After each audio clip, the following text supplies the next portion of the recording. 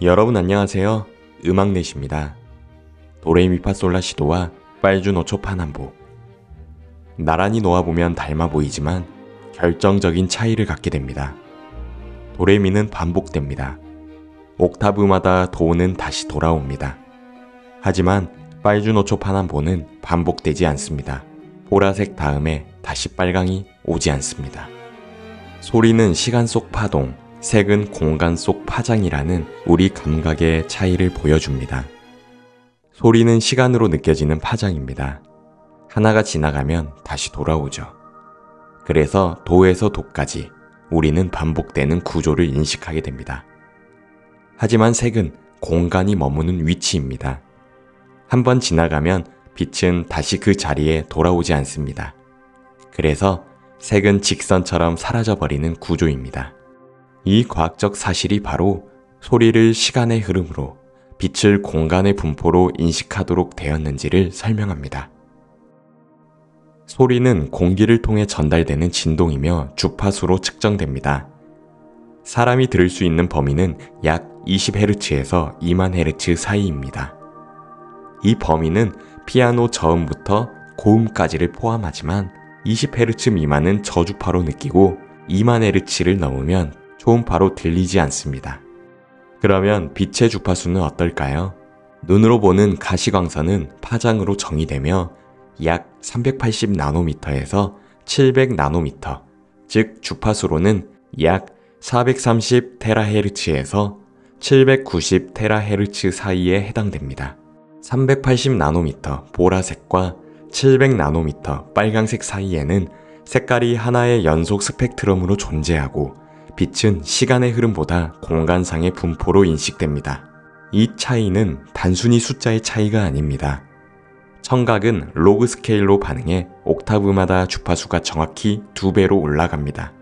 이 덕분에 우리는 도레미 구조를 시각적이지 않아도 반복된다고 느낄 수 있는 것이죠. 반면 시각은 연속 스펙트럼이라 빨강에서 보라로 한번 지나가면 다시 빨강으로 돌아오지 않습니다.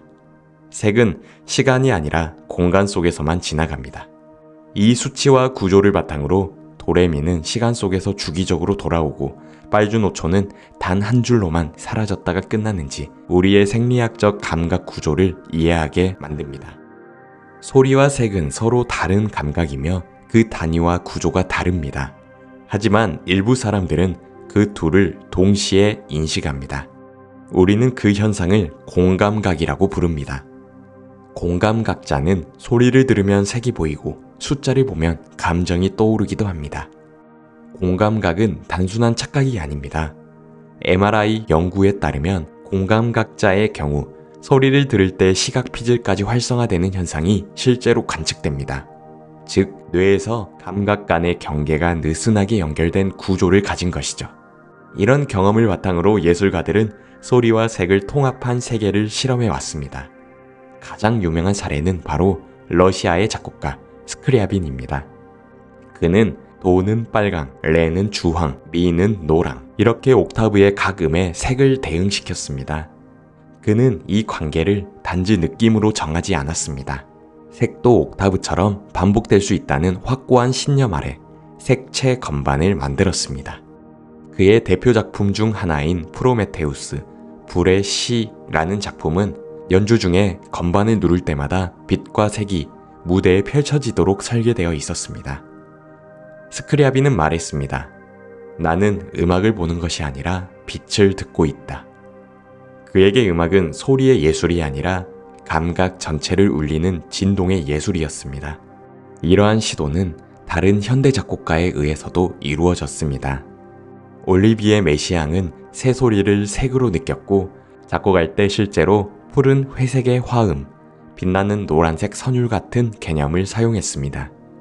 그는 악보를 색으로 상상했습니다. 하지만 아직 우리 대부분에게는 도는 단지 소리일 뿐이고 빨강은 단지 색일 뿐입니다. 이런 감각의 통합은 특별한 사람에게만 가능한 걸까요? 아니면 우리 모두에게 잠들어 있는 감각의 잠재력일까요? 혹시 우리가 느낄 수 없는 것들이 세상에 훨씬 더 많다면 어떨까요? 우리는 감각 범위 안에서만 세상을 봅니다. 소리는 약 20Hz에서 2만 Hz, 그 바깥은 침묵입니다. 색은 약 380나노미터에서 750나노미터, 그 바깥은 암흑입니다. 하지만 이 바깥에도 세계는 존재하죠. 초음파로 소통하는 박쥐, 자외선을 보는 꿀벌, 적외선을 감지하는 뱀처럼 다른 감각 구조를 가진 생명들은 우리가 느끼지 못하는 세계 안에서 살아갑니다. 결국 우리는 아주 작은 감각 안에 갇혀 우주를 해석하고 있는 셈입니다. 우리는 가시광선만을 보고 가청 주파수만을 듣고 그 안에서만 음악을 만들고 있죠. 하지만 음악은 그 작은 감각 틀을 넘어서 시간, 공간, 감정, 기억, 존재를 모두 흔드는 예술입니다. 음악은 인간 감각이 만든 가장 확장된 감각 구조일지도 모릅니다. 고대 그리스 사람들은 말했습니다. 하늘 전체가 하나의 거대한 음악이다. 그들은 행성들이 도는 주기를 하모니, 리듬, 간격으로 이해했고 우주는 거대한 악보이며 각 별은 하나의 음을 낸다고 믿었습니다. 이 믿음은 틀렸을까요? 아니면 너무 일찍 말해버린 진실이었을까요? 우리는 너무 작은 세상에서 너무 한정된 감각만으로 세상의 진동을 듣고 있는 건 아닐까요? 어쩌면 음악은 우리가 잊고 지냈던 우주의 언어가 아닐까요? 지금까지 음악넷이었습니다.